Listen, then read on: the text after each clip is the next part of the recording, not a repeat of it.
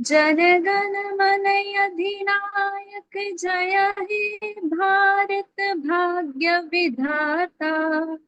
पंजाब सिंध गुजरात मराठा द्राविड़ उत्कल बंगा। विंध्य हिमाचल यमुना गंगा उच्छल जलधि तरंग। तव शुभ नामे जागे तव शुभ आशीष मांगे। गाहे तव जय गाथा। जन गण मंगल दायक जय हे भारत भाग्य विधाता।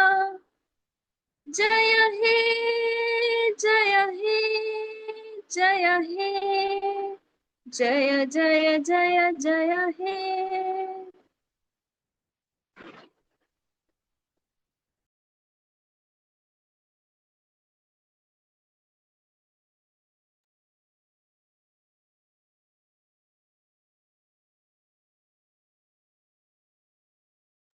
तो आज की माननीय सदस्यगण, तो आज की जो विशेष लोकसभा का सत्र है उसकी कार्यवाही का प्रारंभ करते हैं। तो आज की लोकसभा कुछ विशेष विषयों पे चर्चा करने के लिए बुलाई गई है। तो आप सभी सदस्यों से निवेदन है, इस चर्चा में अपनी अहम भूमिका निभाइए और एक हेल्थी डिस्कशन की ओर आज की सभा जानी चाहिए। आज के एजेंडा जिसके ऊपर हम डिस्कस करेंगे, इन्फ्लेशन, महंगाई, एक राष्ट्र एक चुनाव, one nation one election bill, और उसके लिए आज के सत्र में वोटिंग भी की जाएगी। सबसे पहले हम शुरुआत करेंगे क्वेश्चन आवर, जो कि प्रश्नकाल के साथ। तो मैं आग्रह करूंगा leader of opposition Shri Rahul Gandhi से कि वो अपना पहला प्रश्न सदन के सामने प्रस्तुत करें।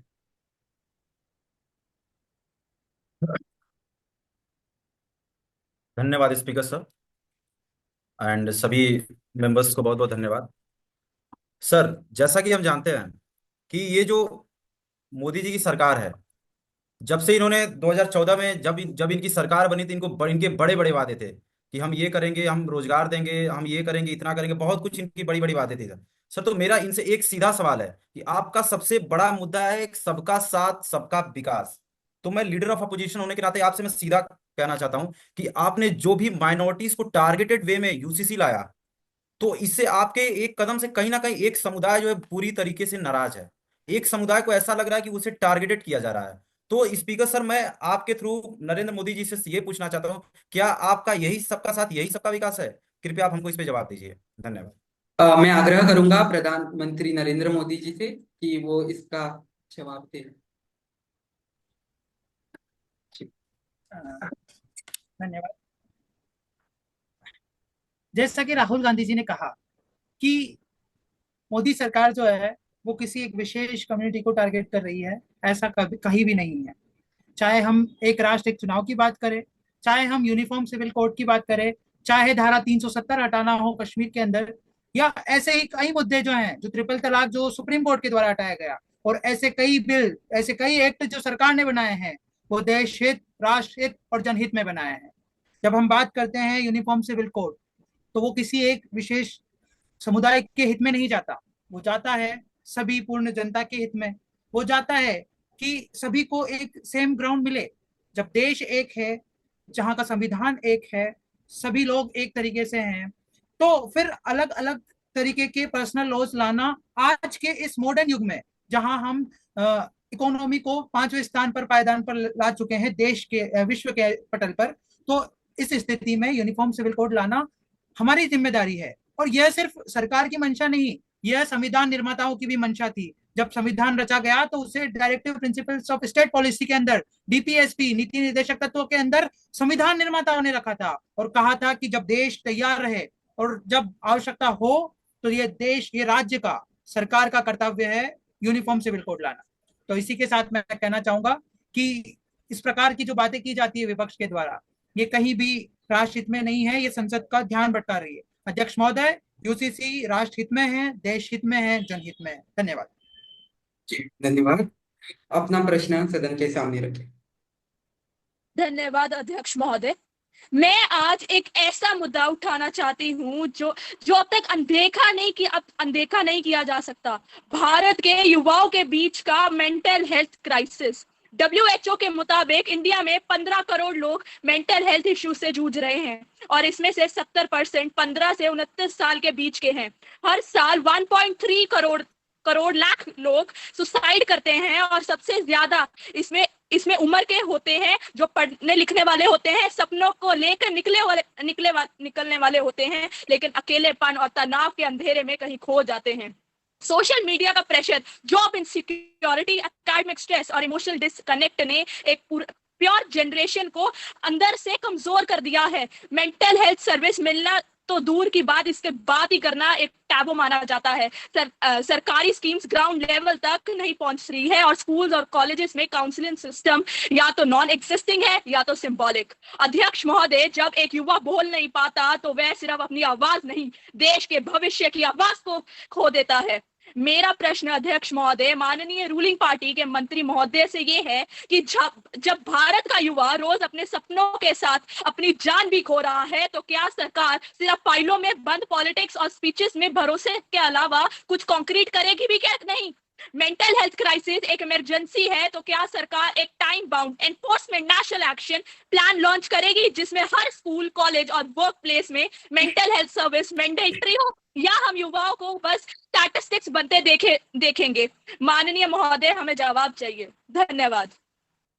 मैं आग्रह करूंगा कि सरकारी पक्ष से कि इसका जवाब सदन के सामने प्रस्तुत करें। धन्यवाद।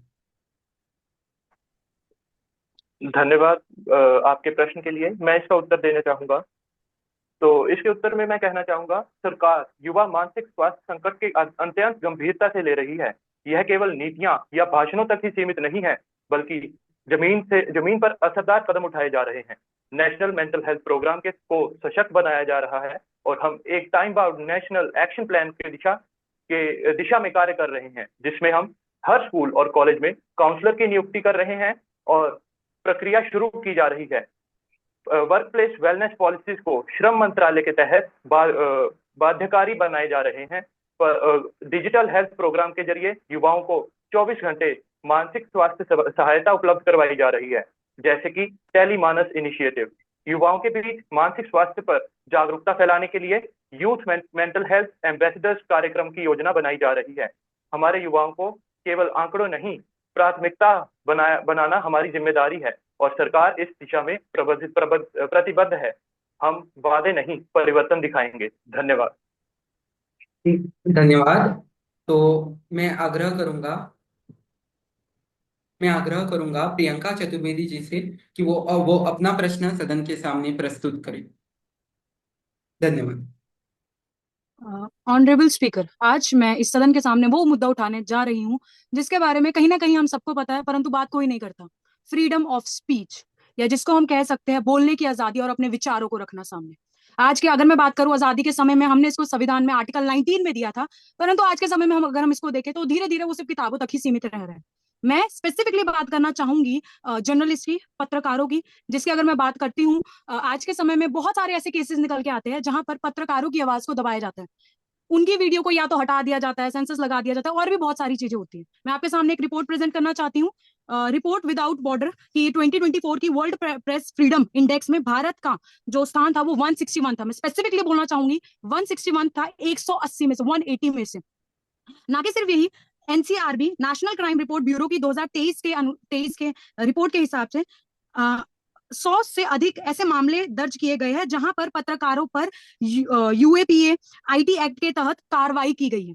ना कि सिर्फ यही, मेरे पास ऐसे बहुत सारे रियल लाइफ एग्जांपल में आपको देना चाहूंगी।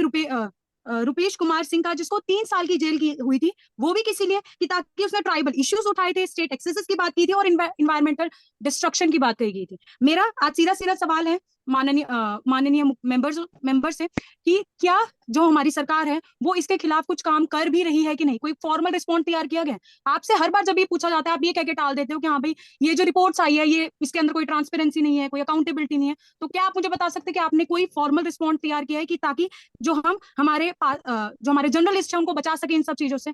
एक और मैं आखिर में रिपोर्ट प्रेजेंट करना चाहूंगी कि 2020 में 3 जर्नलिस्ट को उनके प्रोफेशनल वर्क, मतलब अपना प्रोफेशनल वर्क दिखा रहे थे, उसके लिए उनको उनको जो था अरेस्ट किया गया था। अब ये जो वो रिपोर्ट है जो हम तक पहुंची है, और कितने ऐसे लोग होंगे, कितने ऐसे जर्नलिस्ट होंगे जिनकी बात या जिनके बारे में हम अब तक पढ़ भी नहीं पाएंगे, जिनको दबा दिया गया होगा। धन्यवाद। धन्यवाद। तो मैं अब आग्रह करूंगा कि सरकारी पक्ष से कि इसका जवाब सदन के सामने प्रस्तुत करें। जवाब दो, जवाब दो, जवाब दो, जवाब दो, जवाब। जी राहुल गांधी जी, हम यहाँ पर जवाब लेने के लिए शांति रखें। जी Speaker, sir, ji first of all, I would like to thank the honorable member for their question. So, India does rank 159 out of 180 in the RSF index today. But let's not forget, in 2013, under the UPA, we were already languishing at 140. So, the decline began under them. I would also like to quote, as the member quoted, Article 19, Clause 1 does give freedom of speech and expression to every citizen and journalist of the nation, which even the Supreme Court has told us. But the Article 19, Clause 2 tells us that nothing in subclause A of Clause 1 shall affect the operation of any law that imposes reasonable restrictions on this right in the interest of the sovereignty, integrity, security, friendly relations with foreign states, public order, decency or morality, contempt of court, defamation and incitement to an offense. Yeah, they do accuse us of raids, but let me remind the House, NDTV was raided in 2008, not under Modi ji, but under their regime. Where were their democratic values then? They talk about the BBC tax raid, but it wasn't about journalism. It was about the financial irregularities proven by our tax authorities. Now, let me tell you what the government is doing. The ID Rules 2021 ensures accountability and grievance redressal mechanisms in digital media, protecting journalists and citizens alike. The Modi government launched the Media Empowerment and Transparency Guidelines to prevent corporate media collusion, which thrived under UPA. We have also given the highest ever support to Press Information Bureau, accredited journalists for medical aid and travel. We created the Journalist Welfare Scheme, which supported over 1,200 journalist families in distress since 2017. और सबसे बड़ी बात, मोदी सरकार में किसी cartoonist को jail नहीं होती, किसी राइटर को देश से भागना नहीं पड़ता। धन्यवाद। धन्यवाद। तो मैं अब आग्रह करूंगा कि विपक्षी सांसद प्रियंका गांधी जी से कि वो अपना सवाल सदन के सामने प्रस्तुत करें। प्रियंका गांधी जी। प्रियंका गांधी। धन्यवाद सभापति महोदय।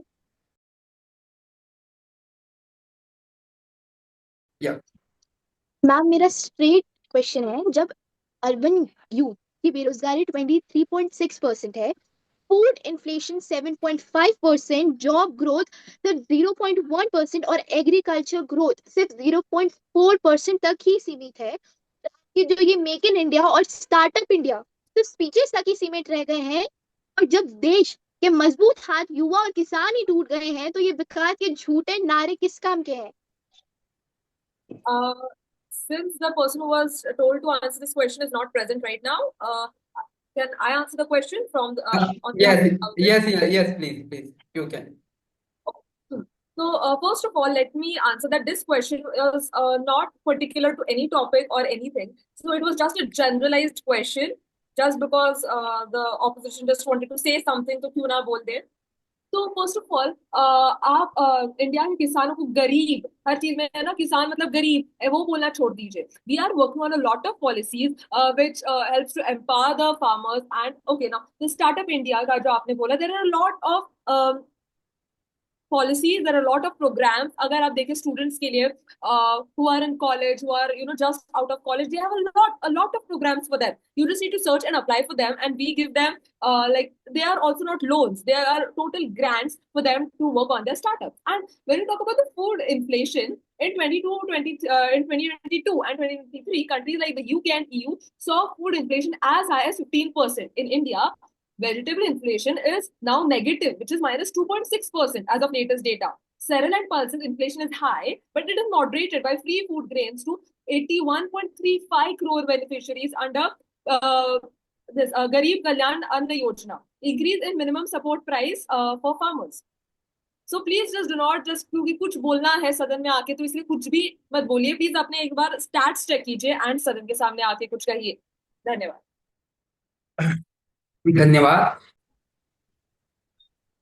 माननीय सदस्यगण, हमने जो कि क्वेश्चन आवर हमारा पहला प्रोसीजर था उसको समाप्त कर लिया है। उसके समापन के बाद अब हम बढ़ेंगे, क्योंकि हमारा नेक्स्ट प्रोसीजर है जिसमें प्रधानमंत्री जी अपनी सरकार के द्वारा जो जो भी काम किए गए हैं उसकी रिपोर्ट सदन के सामने प्रस्तुत करेंगे। प्रधानमंत्री जी।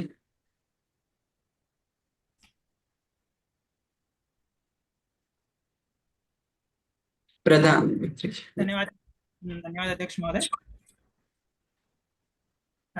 आज का जो मुद्दा है, जिस विषय को लेकर सभी के मन में एक सदन में एक शोर सुनाई देता है, महंगाई।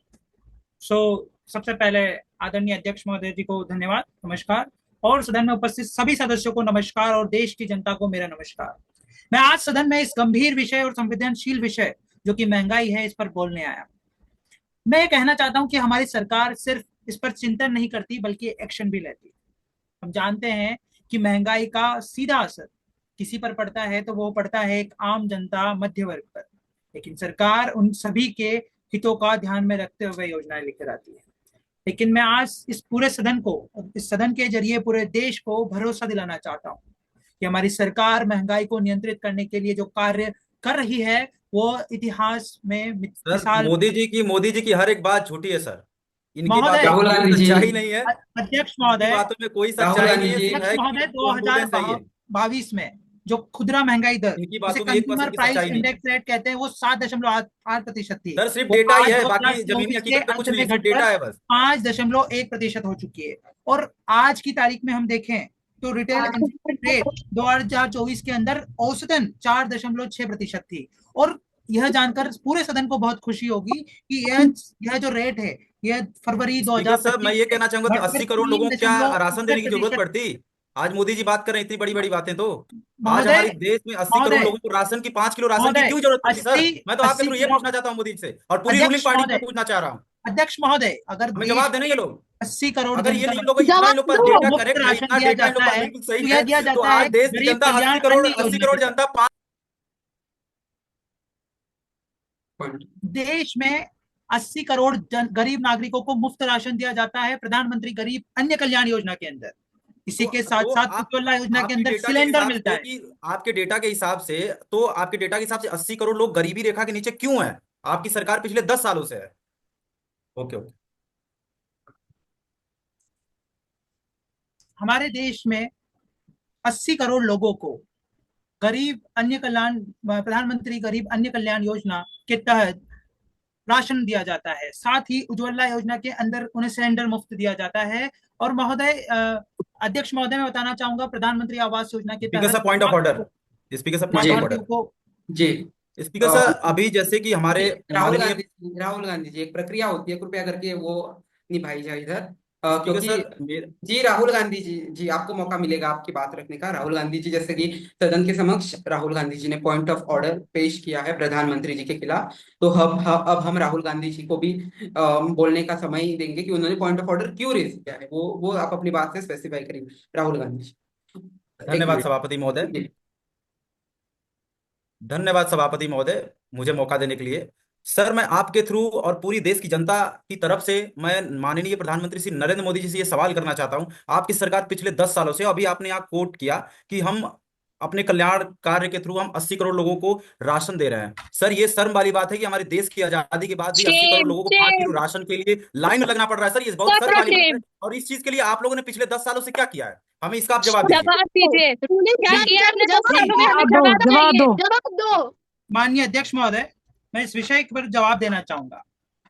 आप बात करते हैं 80 करोड़ लोगों को राशन क्यों दिया जाता है। पहली बात है, यह गरीबी की पहचान नहीं है, यह सरकार की जिम्मेदारी की पहचान है।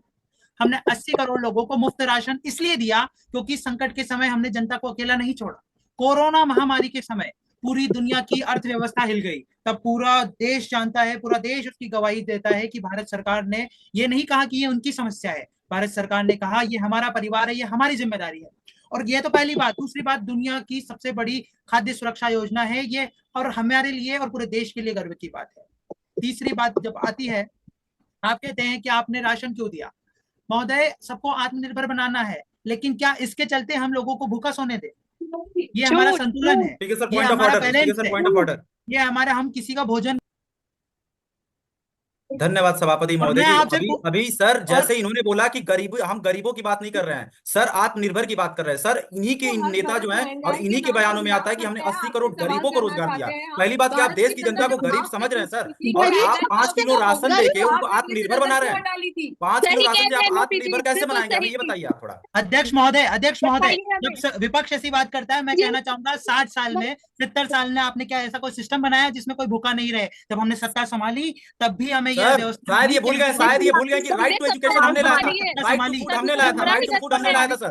और राइट टू फूड के तहत हमने 10-10 किलो राशन दिया और वो 10-10 किलो राशन में सर हमने खड़े रहते थे, हमने वन नेशन इनकी सरकार आने के बाद ये सुविधा दी है, क्या परिवर्तन नहीं है, डिवाइजन का काम किया सर, काम किया है और लोगों को इतना लोगों ने स्टेटस करोड़ लोगों को राशन देना हमारी आजादी का 70 साल बाद राशन के लिए खड़ी है। हम चाहते हैं कि प्रधानमंत्री जी इसका जवाब दें सर, इनके पास किसी चीज का जवाब नहीं है, समझ जाइए। एक्शन रूलिंग पार्टी देखिए, पहले तो इनको ये पता होना चाहिए कि भारत में जो व्यक्ति काम कर रहा है वो अपनी कैपेबिलिटी के अनुसार उस पर करेगा। बांसुरी स्वराज जी, आपको भी मौका मिले। स्पीकर सर, माननीय प्रधानमंत्री जी, मैं पूछना चाहता हूं कि हमने राइट टू एजुकेशन हमने लाया सर, राइट टू एजुकेशन हमने लाया, मनरेगा हमने लाया, मनरेगा के तहत हमने लोगों को था, ये आपका कर्तव्य बनता था, इसलिए आप लेकर आए हैं। मनरेगा आप लोगों ने हटाया। आदरणीय राहुल गांधी जी, मैं आपको बताना चाहूंगा, राइट टू एजुकेशन जो है वो सुप्रीम कोर्ट की गाइडलाइन के अनुसार आया है, सुप्रीम कोर्ट के केस के अनुसार आया है, और अगर आप लेकर आए हैं तो कोई बहुत बड़ी बात नहीं होती। सरकार जो है ये बहुत सारे कार्य कर रही है। आप बात उठाते हैं कि 80 करोड़ लोगों को स्पीकर सर, माननीय प्रधानमंत्री मोदी जी लग रहा है पूरी तरह से डिस्टर्ब हो चुके हैं, क्योंकि इनके पास किसी बात का जवाब नहीं रह गया है। 80 करोड़ बात कर रहे हैं, इनके पास जवाब नहीं रह गया है। ये हमारी पॉलिसी को हमारा चाहते हैं आप राहुल गांधी जी, हमने लाया सर, राइट टू फूड हमने लाया, हमने 10-10 किलो राशन दिए। आप राइट टू फूड लाए हैं और राइट टू फूड के खिलाफ ही बोल रहे हैं। राहुल गांधी जी थोड़ा इन्होंने, इनकी सरकार आई, इनकी सरकार आई, इनका सबसे बड़ा जुमला था बहुत हुई महंगाई की बार, अब की बार मोदी सरकार सर, बहुत हुई महंगाई की बार, अब की बार मोदी सरकार आने के बाद भी सर लोगों को 5-5 किलो राशन के लिए लाइन में खड़ा होना पड़ा। ये बहुत शर्म वाली बात है। मोदी जी, आप इस बात को सोचिए, आपने बोला था बहुत हुई महंगाई की बार, अब की बात मोदी सरकार, तो आज भी लोग हमारे 5-5 किलो राशन के लिए क्यों लाइन में खड़े हैं? हमको इस बात का जवाब दीजिए आप। राहुल गांधी जी, अभी जो कंज्यूमर प्राइस इंडेक्स जो मैंने आंकड़ा आपको बताया है वो 5.5% है, जो कि रिजर्व बैंक के लक्ष्य का एवरेज है, जबकि रिजर्व बैंक ऑफ इंडिया, भारतीय रिजर्व बैंक कहता है 6% से ऊपर नहीं जाना चाहिए, और हमारा जो है टारगेट 5% है। और मैंने आपको पहले भी बताया है, फरवरी 2025 के अंदर। स्पीकर सर, मैं सभी को कुछ डेटा सामने मैं कहना चाहूंगा, जो डिफरेंस की बात करते हैं, कंज्यूमर इंडेक्स के सामने है, तो आदरणीय पूर्व प्रधानमंत्री मनमोहन सिंह जी के काल में सीपीआई कंज्यूमर प्राइस इंडेक्स जो है 8.27% था। बोलने का मौका दीजिए, डर रहे हैं आप। 5% है, तो आप इस प्रकार की बातें कर रहे हैं।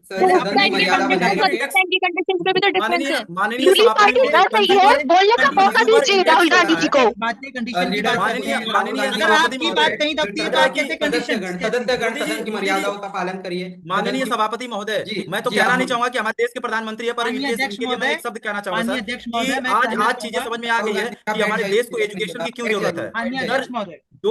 जो इन्होंने कंज्यूमर इंडेक्स की बात की, वो कंज्यूमर इंडेक्स होता है कि हमने कितना चीज कंज्यूम किया, और हम यहाँ बेसिकली बात करें इन्फ्लेशन की सर, तो मैं आपके सामने और ये डेटा 100% प्रूफ है, आप लोग जाके चेक कर सकते हैं। मैं बताना चाहूंगा कि सीपीआई सर 2014 में जब हमारी सरकार थी, जब 2014 में सर हमारी सरकार थी, तो एलपीजी 410 रुपए का था, 410 रुपए का था सर, आज एलपीजी 1200 रुपए का, पड़ा सर 160%। पेट्रोल था सर 70 रुपए, आज पेट्रोल है 105 रुपए, महंगाई सर टोटल 50 रुपए बढ़ी है। टमाटर था सर 20 से 30 रुपए किलो, और आज सर टमाटर है आम आदमी चैन से खाना भी नहीं खा सकता।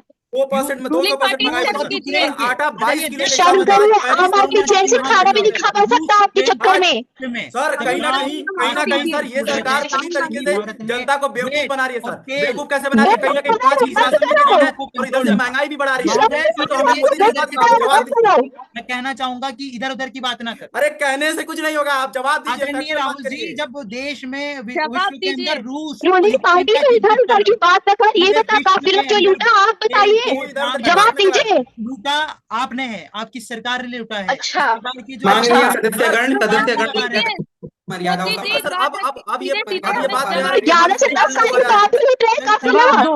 10 साल से आप काफिला लूट रहे हैं। नेता प्रतिपक्ष राहुल गांधी आगे जी, बढ़ा रही है। नेता प्रतिपक्ष हमारे राहुल गांधी जी, प्रधानमंत्री जी, धन्यवाद। तो ये बहुत ही गंभीर विषय है, तो इसीलिए हम इसे अभी इसी सदन में सभी एक विचार विमर्श सभी सदस्य करेंगे इसी बात पे, महंगाई एक बहुत ही सभापति महोदय, बड़ा। मैं आपसे आपसे एक अनुरोध करूंगा। राहुल सभापति महोदय, राहुल मैं आपसे एक अनुरोध करूंगा कि मोदी जी ने अपने पॉइंट्स तो रखे, आप सिर्फ 1 मिनट हमें दीजिए अपने पॉइंट्स रखने के लिए, ताकि जी, आपको एक्चुअल में सदन को पता चले कि मोदी जी कितनी बातें समय सही बोले, समय कितनी दिया झूठ बोले। जाएगा, समय दिया जाएगा। महंगाई एक बहुत ही गंभीर विषय है, इसके ऊपर गंभीर विचार विमर्श होना चाहिए सभी सदस्यों के द्वारा। तो भी प्रधानमंत्री की बातों का जवाब देने के लिए हम प्रतिपक्ष राहुल गांधी जी को 2 मिनट का समय देते हैं। तो 2 मिनट के समय के अंतराल में आप अपनी बात को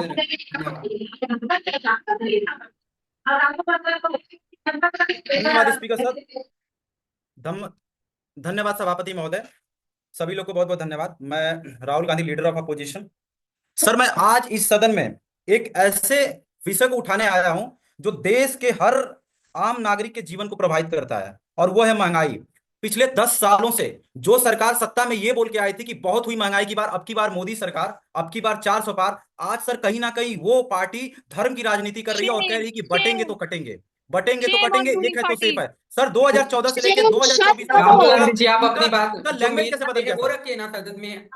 और सर महंगाई, सर मैं महंगाई की बात कर स्पीकर रहा हूँ सर, सभापति महोदय, मैं मैं ये महंगाई बोलना की बात कर रहा चाहूंगी हूँ। कि जो नेता प्रतिपक्ष ने कहा है बटेंगे जी तो बांसुरी कटेंगे, स्वराज जी, आप आपने बीच कहा। में मत बोलिए। हाँ, इनके एमपी फालतू बीच में आ रहे हैं ये सर, बोलने इनके एमपी फालतू बीच में आ रहे हैं। मैंने ये बोला सर कि सरकार जो एक्चुअल में बातें बोल के आई थी, वो बातों से कितना बदल रही है। और मैं आपके सामने डेटा रखूंगा सर कुछ, जैसा इन्होंने कंज्यूमर इंडेक्स प्राइस की बात की, तो सर कंज्यूमर इंडेक्स प्राइस का इन्फ्लेशन से कोई लेना देना नहीं होता है। कंज्यूमर इंडेक्स प्राइस ये होता है कि हम कितना चीजों को खरीद रहे हैं, तो उसका इन्फ्लेशन से कोई लेना देना नहीं है। दूसरा पॉइंट सर, मैं आपके सामने कुछ डेटा रखूंगा, ये डेटा हिंदुस्तान टाइम्स में और फैक्चुअल देश की जनता ये डेटा जानती है सर, कि 2014 में सर जब हमारी सरकार थी, 2014 में जब हमने छोड़ा तो एलपीजी सिलेंडर 410 रुपए का था सर, 410 से 450 रुपए का था, और आज के टाइम में एलपीजी सिलेंडर सबको पता होगा 1200 रुपए का है। कितना सर परसेंट? 160% से महंगाई बढ़ी है सर। दूसरा परसेंट, मैं पेट्रोल की बात करूंगा, हमारे टाइम में पेट्रोल 55 से 60 रुपए के आसपास था, और आज के टाइम में पेट्रोल सर 100 रुपए के आसपास है। दिल्ली चाहे बात करिए, चाहे पंजाब बात करिए, चाहे यूपी बात करिए, चाहे राजस्थान, कहीं से बात करिए सर, पेट्रोल 100 रुपए के पार है। कितना परसेंट सर? 50% के हिसाब से महंगाई बढ़ी। जो सही सब्जियां कहा, थी, बिल्कुल सब्जियां सही सर कहा। 20 से 30 रुपया किलो के हिसाब से थी, और आज 100 रुपए, 110 रुपए टमाटर बिक रहा है सर, आलू बिक रहा है मंडियों में सर। तो इस हिसाब से इनकी महंगाई सर 200-300% बढ़ी। आटा सर तो जो 22 से 25 रुपया किलो के हिसाब से बिकता था, और आज 35 से 40 रुपया किलो के हिसाब से बिक रहा है। 60% महंगाई बढ़ रही है सर। ये सरकार कहीं ना कहीं जनता को बेवकूफ बना रही है सर। 5 किलो राशन दे के इधर अपना सरकार इन्फ्लेशन रेट को देख नहीं रही है, और डे बाई डे महंगाई बढ़ाती जा रही है सर। तो मेरा तो इनसे सीधा सवाल ये है, आप रोजगार में फेल हो चुके हैं, आप महंगाई से जी जी राहुल गांधी जी, अब आप धर्म की राजनीति की तरफ क्यों आ रहे हैं? आप सीधा सीधा बोल दीजिए कि आपकी आपसे बात सरकार नहीं सदन संभल में रही है, सरकार संभालने के लिए हम लोग हैं सर। प्रधानमंत्री जी और राहुल गांधी जी, आप दोनों को समय दिया गया था। अभी बाकी सदस्यों को भी।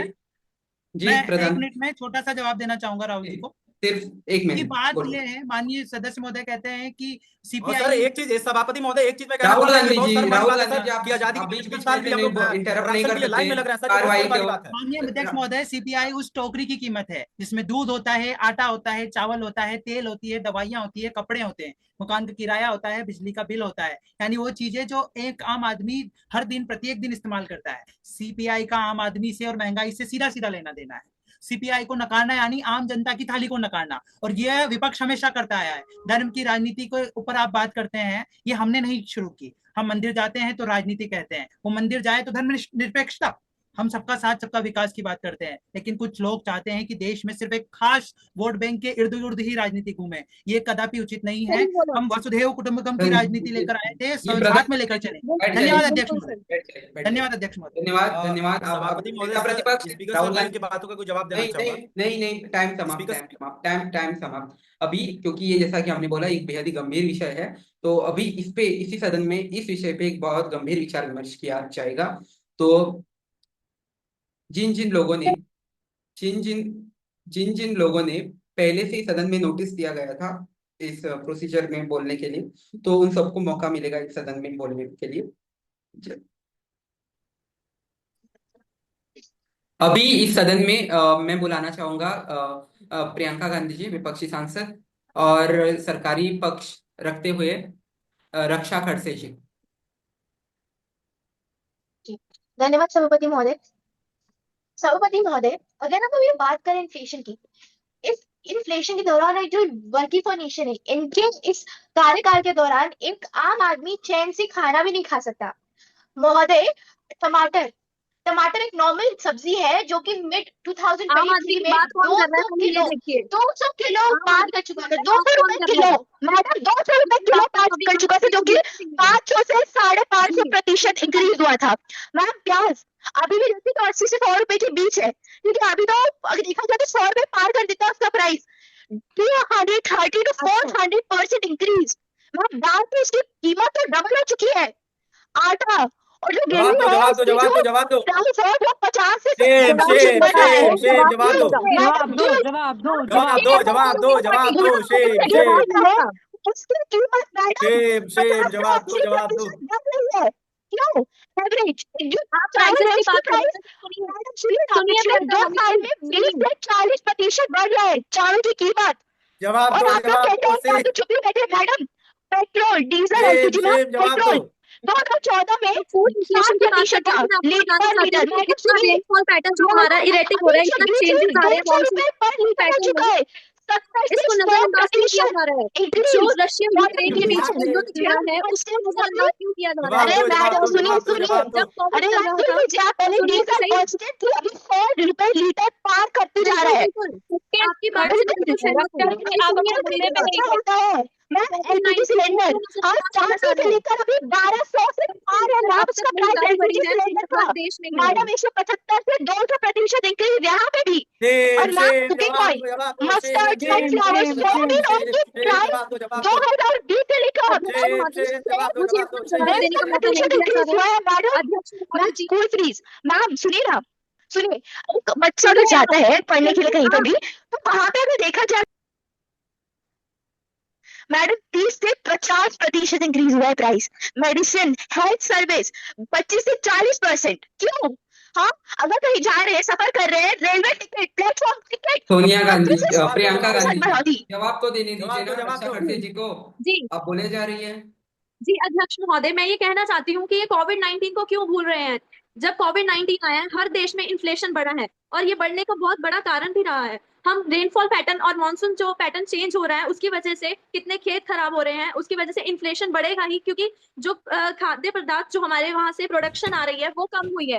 पर इसके लिए, इसका मतलब ये नहीं है कि हमने, हमारी सरकार ने इसके लिए कोई भी इनिशिएटिव नहीं लिया है। मैं क्या इनको बताना चाहती हूँ, बताइए मैं इनको बताना चाहती हूँ, जो हमने स्पीकर सर, जो पॉइंट ऑफ हमने ऑर्डर। कस्टम ड्यूटीज को कम Point किया of है, जो order. फूड प्रोडक्शन, जी फूड आइटम्स की जो custom production, Speaker sir, point of custom order. Duties को कम किया गया है, उसकी तरफ आप क्यों ध्यान नहीं दे रहे हैं? आपका ध्यान सिर्फ चिल्लाने में है, चिल्लाकर आप हमारी आवाज नहीं दबा चिल्ला सकते। नहीं रहे हैं ma'am, Speaker sir, point of order. प्रधानमंत्री योजना मैम सुनिए, जो हम हमने गरीबों के लिए कुछ शुरुआत कदम की है, उठा ही नहीं रहे आपकी 80 पार्टी। करोड़ गरीबों को मैम राशन आम दिया आदमी, गया है। मैम इसका गरीब आदमी मतलब ये कैसे नहीं है खाना कि भी वो नहीं खा गरीब है। सके। ये हमारा दायित्व बनता है कि हम उनकी मदद करें किसी भी हालत में। 80 करोड़ लोगों मैम को कुछ जो आप कहते जो हैं कि किसी भी जो हालत लो में हम Speaker sir, उनकी point of पॉवर्टी, मदद order. करें। आपकी बात सुनिए, मैम आप जो कुछ पिछड़ा शांति वर्ग रखिए, है, शांति रखिए। लोगों की ये करें मैम, पब्लिक ट्रांसपोर्ट में सदन 20 से 40% सदन इंक्रीज हुआ है। सदन क्या की कहना मर्यादा, चाह रहे हैं आप? सदन की आप मेरी मर्यादा, बात सुनिए। सदन की मर्यादा का पालन करिए, शांति रखिए। अभी अभी प्रियंका गांधी जी, आपको 1 मिनट अपनी बात रखने के लिए और फिर जवाब देने के लिए रक्षा खड़से जी आपको 1 मिनट मिलेगा। उसके बाद क्योंकि हम बिल फॉर कंसिडरेशन उस प्रोसीजर पे जाएंगे, वन नेशन वन इलेक्शन पे वोटिंग करने के लिए। धन्यवाद। प्लीज प्रियंका गांधी जी। धन्यवाद संपत्ति महोदय, आपने मुझे कहने का मौका दिया। मेरा सीधा सीधा ये जवाब है, प्रश्न है इनसे, ये बार बार कहते हैं कि हमने कुछ इनिशिएटिव लिए हैं। ये जो बढ़ते हुए प्राइस हो रहे हैं सब्जियों के, आटा के, दाल के, दूध के, चावल के, पेट्रोल के, डीजल के, एलपीजी, तेल, ये स्कूल फीस, जवाब दो, जवाब दो, railway ticket, transport fair, platform We ticket, want अगर answer. देखेंगे We sir want answer. Average, जवाब सर दो. Average increase rate, average increase rate sir जवाब दो, जवाब दो, 70% के ऊपर है वो चीज एवरेज। क्यों जानते हैं? जवाब लोग दीजिए, नहीं जवाब कर रहे हैं, सिर्फ कह रहे हैं। जवाब दीजिए. महंगी हो रही है, हर चीज महंगी हो रही है। पर मैं इनको कहना चाहूंगी कि ये कह रहे हैं फूड जो प्रोडक्शन है उसमें ज्यादातर इन्फ्लेशन देखने को मिल रही है। मैं ये कहना चाहूंगी, क्या बिजली का बिल बढ़ा? आप हमें बताइए, जब से मोदी सरकार के 10 साल जो आए हैं, 10 सालों से, पिछले 10 सालों से जो सीपीआई है वो हमारे जो डॉक्टर मनमोहन सिंह जी है उनके द्वारा ये जो इनिशिएटिव लिया गया ये बहुत ही इफेक्टिव रहा है। और मैं इनको कहना चाहूंगी, ये कह रहे हैं कि 80 करोड़ जो गरीबों को, पहली बात तो वो गरीब नहीं, जो 80 करोड़ लोगों को जो राशन दिया जा रहा है, ये हमारी रिस्पॉन्सिबिलिटी है कि जो बिलो पॉवर्टी लाइन है उनको, बिकॉज जो बेसिक अमाउंटिंग है, जो बेसिक रिक्वायरमेंट्स है, जस्ट वेट, जो बेसिक रिक्वायरमेंट्स है वो है शेल्टर, क्लॉथ एंड फूड। अगर हम उनको पूरा कर रहे हैं तो इसमें इनको समस्या क्या है? हमें इस बात का उत्तर चाहिए, इनको इसमें क्या समस्या है अगर हम उन्हें ये बेसिक एमिनिटीज प्रोवाइड कर रहे हैं जो उनको बिलो पॉवर्टी लाइन से अबव पॉवर्टी लाइन लाएंगी, ये हमारी देश में डेवलपमेंट करेंगी। पॉइंट तो ऑफ क्या ऑर्डर, ये सही है? रक्षा करते जी, अपनी बात को कोई पॉइंट ऑफ ऑर्डर नहीं लिया जाएगा। समय सदन का समय given by the रक्षा आप खर्चे सब लोग अपने not नोटिस से सदन को applicable, सबमिट sir. कीजिए। अगले अगले ये सेशन में relevant आपके कुछ है जो ही भी नहीं, sir. क्वेरी थे वो लिए जाएंगे। अपनी बात समाप्त कीजिए रक्षा करते जी, 30 सर सेकंड इनका में। डेटा सब गलत है, कोई जी डेटा जी कुछ राहुल नहीं गांधी होता. जी, आप बैठ जाइए डेटा राहुल। तो हमने कुछ बताया ही नहीं है। कोविड-19 का मैं बताना चाहती हूँ, जब से कोविड-19 आया हर देश में महंगाई बढ़ी है। जो यूक्रेन और रशिया की हम देखें जहां पर युद्ध छिड़ा हुआ है, जिसकी वजह से जो फूड सप्लाई है वो डिस्टर्ब हुई है, तो क्यों आप उसको नजर, रशिया और यूक्रेन की तरफ क्यों चली जाती हम है? रशिया यूक्रेन की बात कर रहे हैं। फिर ये रहिए ना कहते हैं कि रक्षा जो हम एवरेज चलिए one nation one election bill को इस सदन के सामने प्रस्तुत करेंगे। धन्यवाद अध्यक्ष महोदय। मैं आज सदन में एक ये जो विषय है एक राष्ट्र एक चुनाव, इसके ऊपर हम एक बिल लेकर आ रहे हैं। माननीय अध्यक्ष महोदय, पहले मैं कुछ सवाल जो विपक्ष उठा रहा है उनका जवाब देना चाहूंगा कि कुछ लोग कहते हैं कि चुनाव करने से खर्चा बढ़ जाएगा एक साथ करवाने से, लेकिन क्या 6 महीने में 10,000 करोड़ रुपए का चुनाव करवाना सस्ता है? क्या एक साथ चुनाव करवाना जहां सारी लॉजिस्टिक, सुरक्षा बल, संसाधन एक बार में उपयोग में आ जाए वो महंगा है? जी हाँ, हर राज्य के मुद्दे अलग है और उन्हें एक वन नेशन वन इलेक्शन है वो खत्म नहीं करता। मुद्दे वही रहेंगे, उम्मीदवार वही रहेंगे, लेकिन जनता को बार बार परेशान नहीं किया जाएगा। हम देखते हैं कई प्रवासी मजदूर होते हैं, कई लोग मजबूर होते हैं जो कि उन्हें चुनाव के वोट देने के लिए मुश्किलों को झेलते हुए कई लोगों को वापस अपने क्षेत्रों में आना पड़ता है। अगर एक राष्ट्र एक चुनाव होता है तो वोटर टर्नआउट, मतदाताओं की संख्या और मतदान की संख्या बढ़ेगी। विपक्ष कहता है कि एक साथ चुनाव से करवाने से पार्टी को, एक ही पार्टी को वोट देगी। मैं पूछता हूं, क्या जनता इतनी कमजोर सोच वाली है? क्या भारत के मतदाता को आप समझदार नहीं समझते? आप मतदाता की समझदारी के ऊपर सवाल उठाना चाह रहे हैं। अध्यक्ष महोदय, आज जो ये बिल मैं एक विश्वास के साथ में प्रस्तुत करने जा रहा हूं, एक राष्ट्र एक चुनाव विधेयक 2025, मैं कहना चाहूंगा कि ये सिर्फ एक विधेयक नहीं, यह भारत के लोकतंत्र को सशक्त बनाने में एक ऐतिहासिक कदम है। महोदय, आज की स्थिति क्या है? हम हर देखते हैं कि हर कुछ महीनों में किसी न किसी राज्य में चुनाव होते हैं और नतीजा क्या होता है? शासन ठप हो जाता है, आचार संहिता लागू हो जाती है, विकास कार्य रुक जाते हैं, प्रशासन चुनाव में व्यस्त हो जाता है और राजनीतिक समय पर जो पार्टियां हैं, जो दल है, वो राजनीतिक मोड के अंदर रहते हैं, चुनावी मोड के अंदर रहते हैं, हमेशा राजनीति के बारे में सोचते रहते हैं और कहीं ना कहीं ये उनकी मजबूरी भी हो जाती है। तो क्या यही हमारा लोकतंत्र है, जहां हम ऐसा सिस्टम हमें नहीं चाहिए कि जहां सरकार काम पर ध्यान दे, ना कि राजनीति पर? महोदय, वन नेशन वन इलेक्शन का लक्ष्य क्या है? एक राष्ट्र एक चुनाव का अर्थ है लोकसभा और सभी राज्य की विधानसभाओं का चुनाव एक साथ एक ही समय पर करवाना। इससे खर्च की भारी बचत होगी। इलेक्शन कमीशन ऑफ इंडिया की रिपोर्ट बताती है कि हजारों करोड़ों का खर्चा बचेगा। जनता बार बार चुनावी शोर से मुक्त होगी। सरकार पूरे 5 साल तक काम कर पाएगी बिना किसी अवरोध के और प्रशासनिक मशीनरी का बेहतर जगह पर उपयोग होगा। आंकड़े बताते हैं अध्यक्ष महोदय, आंकड़े बताते हैं कि 2014 से 2019 में चुनाव आयोग ने 11 राज्यों के अंदर चुनाव करवाया, यानी कि औसतन 6 महीने के अंदर एक चुनाव। कहीं ना कहीं ये साधन संसाधन हर चीज की व्यवस्था लाता है, कहीं ना कहीं उन्हें इंगेज करता है। भारत में हर चुनाव 8 से 10,000 करोड़ रुपए का खर्चा होता है। यदि हर 6 महीने 8 से 10,000 करोड़ रुपए खर्च होंगे तो यह कीमत आप सोचिए, जो कि हमें आंकड़े जो पेपर पर दिखाई देते हैं, ये सिर्फ वो आंकड़े हैं वो भी इतने बड़े हो जाएंगे तो जो आंकड़े हमारे पीछे होते हैं वो हम देख भी नहीं पाएंगे, सोच भी नहीं पाएंगे कितने बड़े हो जाएंगे। यह एक बहुत बड़ी बिल्कुल समस्या सही बनता जा कहा। रहा है अध्यक्ष महोदय।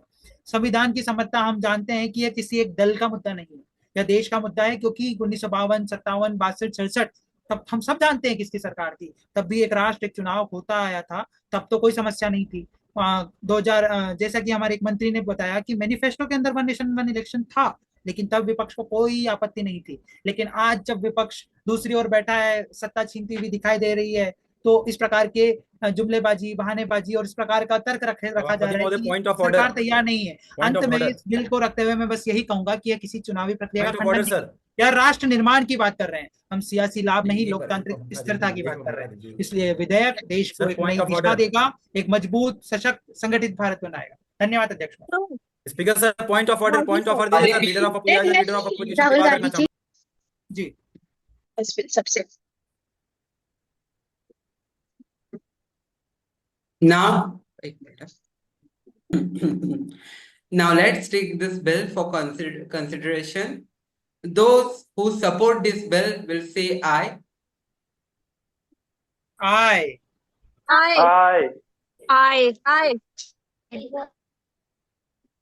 आए Yeah. Those who oppose this bill will say no. No, No, no, No, no. no, no. no. I think the ayes have it, the ayes have it, the ayes have it, and the bill is passed. And the आपने House पहले stand adjourn कर दिया sir. and the House stand adjourned until the further Thank you, until sir. the Thank you, further thank you. notice.